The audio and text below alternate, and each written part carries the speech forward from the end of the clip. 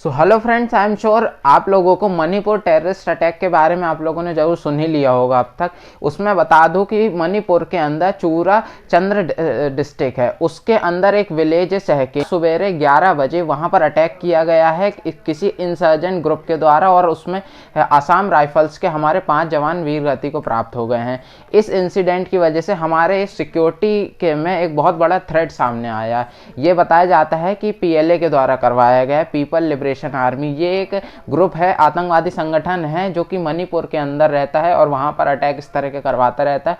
और उसका ये मिशन है कि मतलब मणिपुर को इंडिया से अलग करा दिया है पूरी तरीके से और एक सेपरेट कंट्री बनाना चाहता है। तो इस तरह की थ्रेट हमारे सामने, और ज़्यादातर अनुमान लगाया जा रहा है कि पीएलए के द्वारा करवाएगा। पीएलए को फंडिंग कौन देता है, ये ज़्यादा बताया जा रहा है कि चाइना देता है। जो आर्मी का कॉन्वॉय था उसके जो कमांडिंग ऑफिसर थे, उनकी वाइफ को और उनके सन को भी टारगेट किया इस बार, और उसकी वजह से जो अटैक हुआ उसमें एट द स्पॉट उनकी वाइफ की और उनके सन की डेथ हो गई थी। इस बार हम लोगों को हमारे जो इंडिया के चीफ ऑफ डिफेंस स्टाफ है, सीडीएस हैं हमारे, विपिन रावत, उन लोगों को कुछ दिन पहले की बात है, उन्होंने जब उनसे पूछा गया कि इंडिया के लिए इस समय का सबसे बड़ा थ्रेट कौन सा है, हमारे लिए सबसे ज़्यादा खतरा इस समय किससे है, तो उन्होंने कहा था इस समय पाकिस्तान से बड़ा खतरा हमारे लिए चाइना है। वही चीज़ हम लोगों को देखने को मिल गई है। 13 नवंबर को हम लोगों को वही देखने को मिल गया है। लेकिन हम लोगों को अपने डिफेंस में और ज़्यादा ध्यान देना होगा। हम लोगों को जो, क्योंकि मणिपुर हमारा बहुत बड़ी बॉर्डर शेयर करता है म्यांमार के साथ, तो म्यांमार के साथ जितनी भी border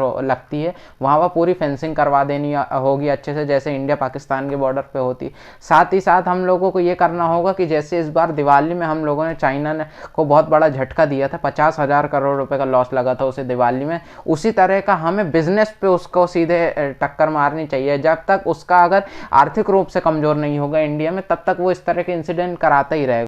it's very sad to सी कि हमारे जवानों को कायरता पूर्वक पीठ पीछे मार दिया जाता है, और इस पे चाहे प्रधानमंत्री हो या हमारे डिफेंस मिनिस्टर हो, इन सब लोगों ने दुख जताया है। यहाँ पर रूलिंग पार्टीज और हमारा अपोजिशन पार्टी सब ने साथ में दुख जताया है कि ऐसा नहीं होना चाहिए था ये सब चीज़ें।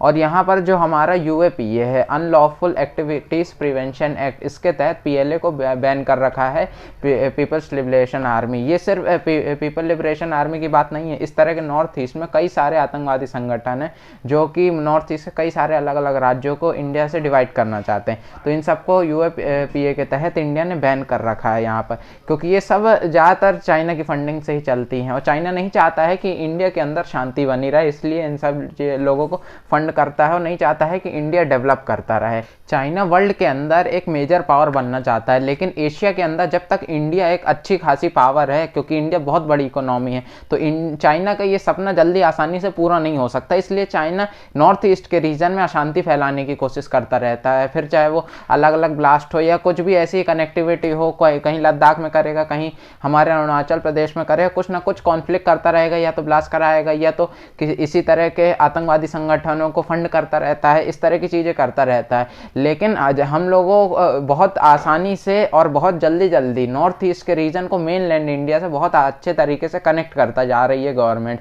और जैसे जैसे ये बहुत अच्छी तरीके से कनेक्ट हो जाएगी उसी तरह वहाँ के लोग भी यहाँ पर आसानी से घुल मिल जाएंगे, और इस तरह के जो इंसर्जेंसी ग्रुप्स हैं, इतने जो ये सब ब्लास्ट कराते रहते हैं, ये सब भी धीरे धीरे बंद हो जाएंगे, क्योंकि ये सब वहाँ पर बरगला दिए जाते हैं और इन लोगों को चाइना फंड करता रहता है। इस तरह इसकी वजह से ये सब ब्लास्ट होते हैं और इस तरह के पीठ पीछे वार कराया जाता है हमारी आर्मी के ऊपर। फाइनली वी होप कि ऐसा कभी दोबारा ना हो, और हम उन जवानों को भी नमन करते हैं जिन लोगों ने अपनी शहादत दी है, जो वीर गति को प्राप्त हुए हैं।